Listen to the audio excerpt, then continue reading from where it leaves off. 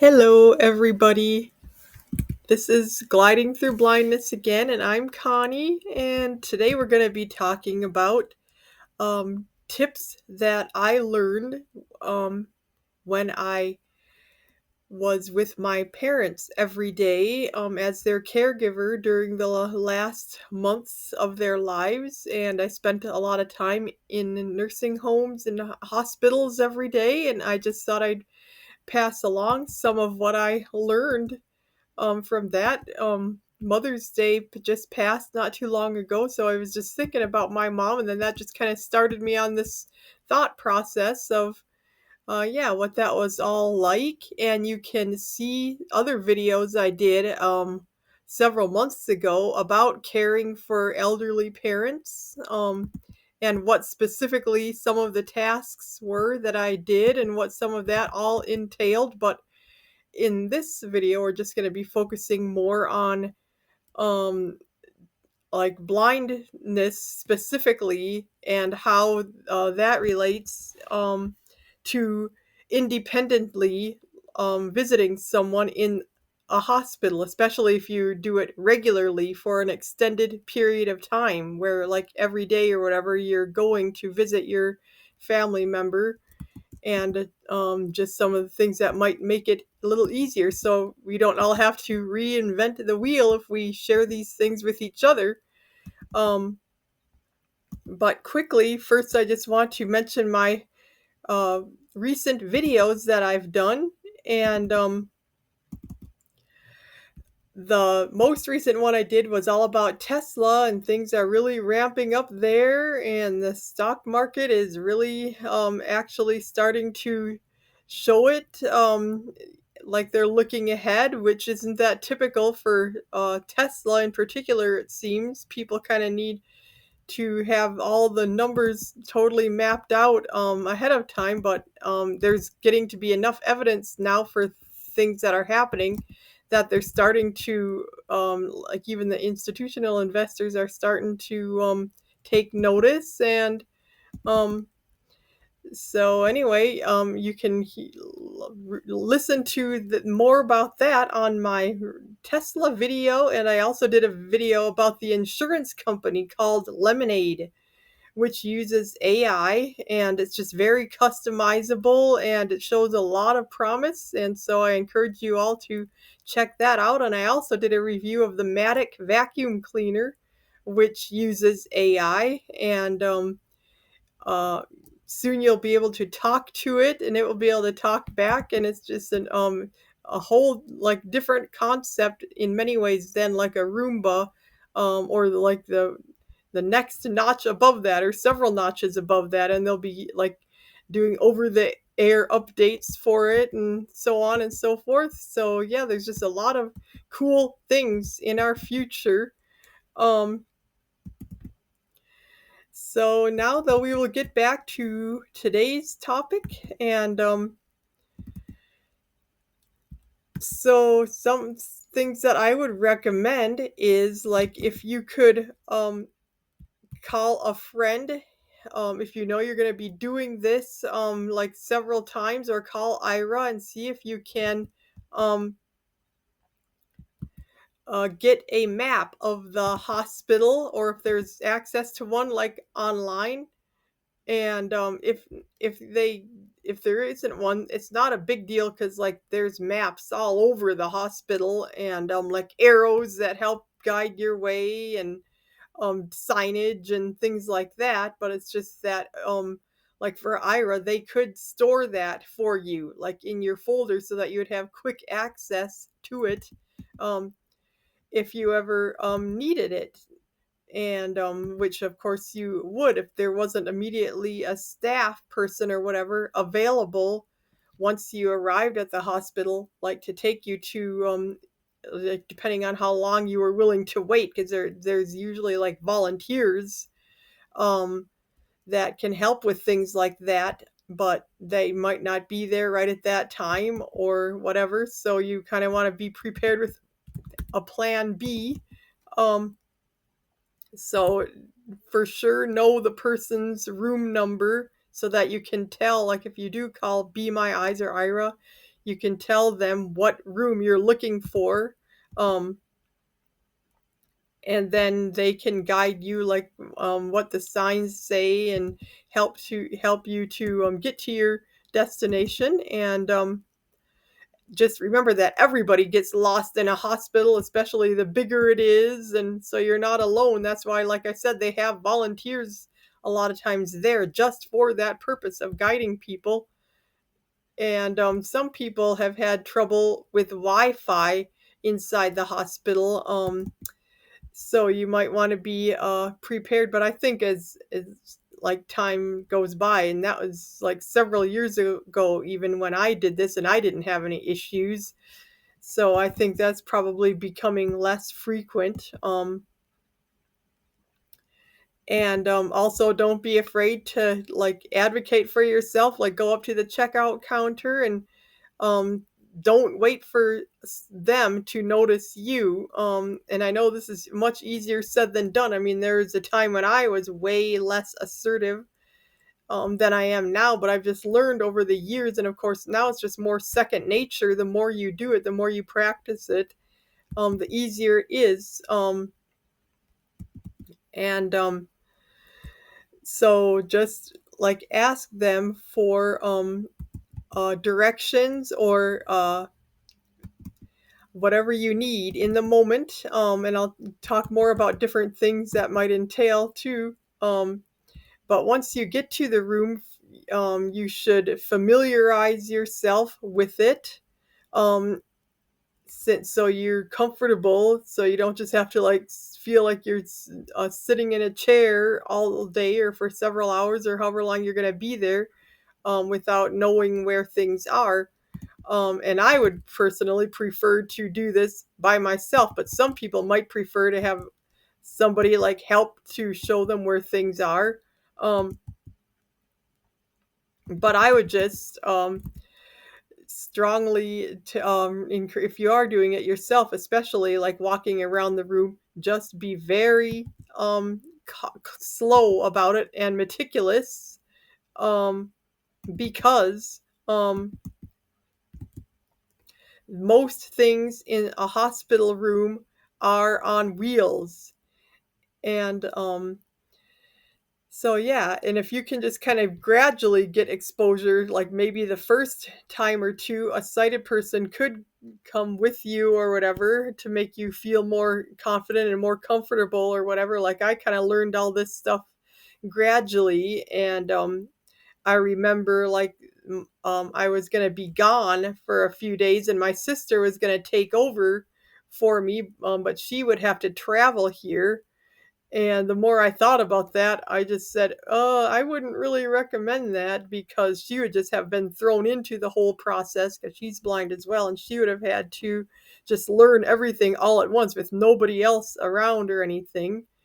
Um, and she had never even taken an Uber or a Lyft or whatever by herself before because they didn't have any in where she lived at the time. So that would have just been a big learning curve all at once. But I already had a lot of experience with Uber and Lyft because I had been playing piano in nursing homes and all that before the pandemic hit. And that was a really cool thing, but I remember how hard it was at first, just like any new thing is, just learning the app and making sure I didn't forget anything. And of course, a couple times I did forget something in the car and then had to try to go through all that rigmarole. And like I lost a cane in there once and never did get that back. So I was really disgusted with myself about that because I always try to be so organized and meticulous, but yet at first there's just so much because I had my speaker and my notebook and my little microphone and I don't even remember what all, but yeah, so it's just easy to forget things at first and it kind of seems a little overwhelming, but the more you do it, it just really becomes second nature. Especially the more organized you are and the more you write things down and have your checklists and everything. Um, but yeah, like I was saying, though, one of the things I really cautioned her about too was just remember that everything is on wheels because, like, they need to have easy access to the patient and be able to move them easily and the furniture, so like the bed is on wheels, and the tables, like they roll up to the patient when it's time to eat, they roll it up to your bed, so that's on wheels, and the chairs in the room are on wheels, and like there's ways you can lock the wheels on all of this too, but you don't know what might be locked or unlocked at any given time, so you have to assume that everything is going to roll away from you. And so it's easy to just the slightest um like touch of it can kind of roll it away from you, and like it's not a big deal once you get used to it, but it's just something to be aware of. And then sometimes they have medical equipment in the room too, and a couple times I kind of felt bad because they didn't want it to be touched at all, and of course I just accidentally would touch something, and then they'd have to like clean it or do whatever else because I kind of contaminated the whatever they were doing. But after a while, after a few days of me being there, we all got used to each other, and they were like, if there were people around, they would like warn me about this stuff in advance or whatever, and just walk with a light step. Like I kind of learned that technique when my kids were young, and had left their toys on the floor and everything. That if I didn't want to stub my toe on something or break one of their toys, I just learned to always almost kind of slide my feet or shuffle my feet, which isn't the most ideal, of course, but it might be useful in a situation like that, just to make sure that you don't put your foot down hard and so that you don't accidentally break something. And there might be like cords and cables in the room if they have machines hooked up to the patient or whatever. Because nowadays they do a lot in the room. Like they might even x-ray the person in the room or do whatever MRIs or whatever, all the scans, or instead of always having to move the patient to a different thing, they're getting to move more of the equipment into the room, which is good. Um, so just so that you can be prepared to stop suddenly or whatever. If you feel something, just touch things lightly if possible. And then another thing that I would recommend right away is that you learn where the call button is, and it might not always be in the same place, especially if the patient, of course, has access to it also. And then sometimes the little remote thing where the call button is might get pushed somewhere in their bed or whatever. So hopefully it's a person that you feel familiar enough with or whatever that you can just follow the cord or whatever and wherever it leads until you, that's what I had to do a couple times, to find where the remote was if it got lost, because sometimes it had like dropped beside the bed and was like on the floor just swinging freely there, which I never would have found it, or it would have taken me a lot longer if I hadn't followed the cord. um and uh know how to operate the bed if you're going to be helping with the patient, like if they want to sit up a little more or lay back a little more or whatever. You can learn what the various controls do, and like don't be afraid to like experiment with all that stuff. But there again, I'm sure you'd probably feel more comfortable with a sighted person, either a staff member or somebody else, a friend of yours or whatever, were there with you at first to show you where the different, what the different buttons on the remote are, for example, and you can either memorize that or take notes.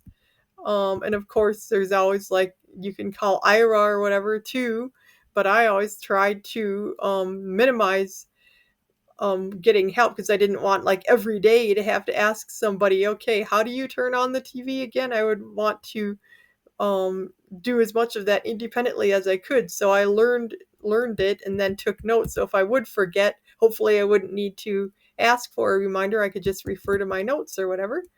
But I'm glad we do have so many options now that people just a few years ago didn't have. And I would bring my computer every day because I'm a list person. So I kind of feel for people who our organization really isn't your forte, because that would just be a lot more stressful for you to try to be organized when that isn't your natural bent. But for me, just the more organized and in control I felt, the easier it was. And I would write down any instructions that the doctor or the nurses gave for my mom, and like for my dad especially. I would administer a lot of the medications myself, because he was in hospice. And so I was with him 24/7. With my mom, it was just basically like 9 to 5 or 6 or something like that. Then I would go home in the evenings. But with my dad, it was very understaffed because of the pandemic, because it was 2021, so right in the thick of all that. And so, yeah, the more I could do for him without depending on someone to come, a lot of times it would take like 30 minutes or more, even after pressing the call button. Um, so yeah, so I wrote down all like what time his medicines were when, and had the bottles all either labeled or put them in certain locations, so I knew what was what and all that kind of thing. Um, and then when I was ready to leave, if a staff person was nearby, I would ask them if they or somebody else, if they were busy, if they could get someone to guide me back down to the parking lot, or if not, I could call Ira or whatever. Um, and don't assume, even in a professional environment like that, that people will even have the most basic of skills. And it's kind of funny. Just recently, I heard from three totally independent sources that they didn't know about each other, but they were all separately complaining about recent experiences they had. These were all blind people going to an eye doctor for eye checkup or an eye exam. And you would think in a place like that that they would have training. You would think they would encounter people all the time with minimal eyesight, and you would think they would just be more um, aware of just common sense things. I mean, like especially if the blind person had a guide dog or a cane with them, you would think they would. This means they don't see very well, but a lot of times the staff will just say, "Okay, come right this way, follow me," but then they don't talk anymore, so the person can't follow their voice, so they have no idea what way the staff person is going. And just things like that, like in the room. And I've had things like this too, where like they would just it would be nice if they would kind of familiarize me with the room or whatever. I mean, and I wouldn't expect this all the time, but you just think in a place like that they would have encountered like blind people before me, and sometimes they would do a procedure on me without giving me warning in advance, like what was about to happen or what the purpose was of what they were doing or whatever, stuff like that. So yeah, but I would try not to be like offended either, because I'm sure a lot of times they were just ignorant. They just didn't know. And once they would know, I would hope that from then on, and that's why I really think it's important to advocate, because you're not only doing it for yourself, but you're also doing it for the blind people that come after you. And hopefully they would take note and do better from then on. um, so yeah, but I also know some blind people that kind of go overboard with needing so much attention, like in, I don't know, this I haven't really known too many blind people that did all caregiving like in a hospital type situation regularly, but um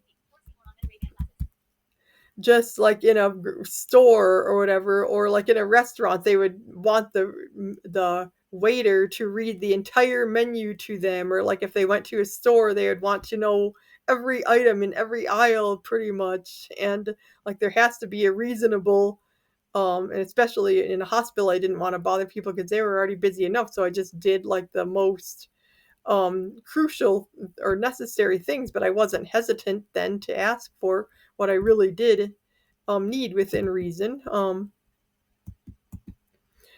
And so um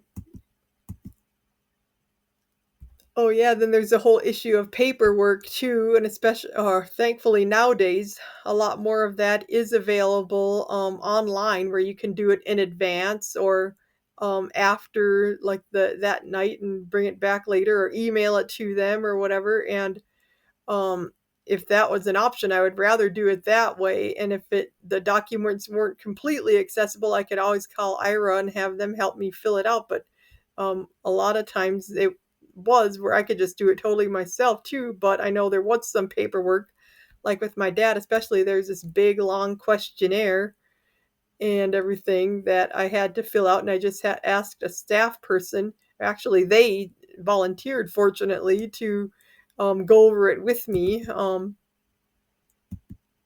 And then, so yeah, that will probably be another thing though.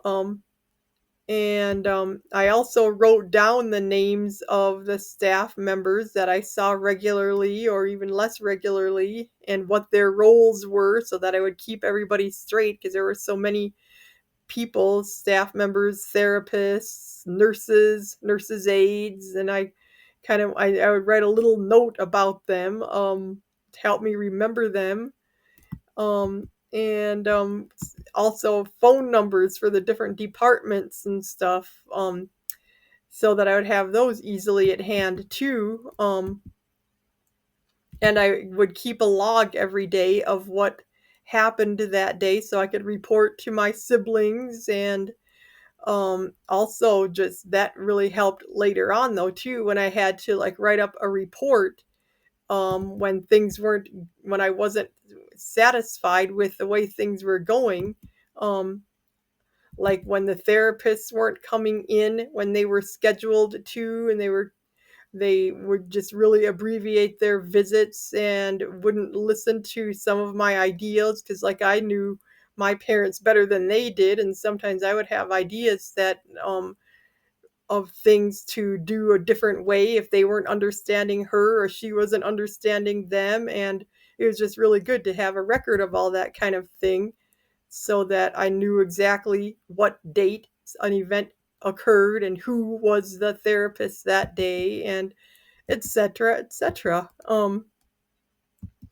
But like I said, you probably would just be more there visiting and not necessarily in a caregiver type role. But that's just some of the things that I encountered. And then, of course, I would write a checklist of what to bring every day because I wanted to bring something to entertain myself whenever my mom was eating or doing some therapy or sleeping or whatever. If I didn't want to watch her TV or whatever, I would just read a book or be on my computer or whatever. And Yeah, just the various things, my keys and my wallet and all that. I didn't want to forget any of that, so I would refer to the list before I left every day to make sure I was not leaving anything behind. Um, and Sometimes the people at the hospital can even call a lift for you.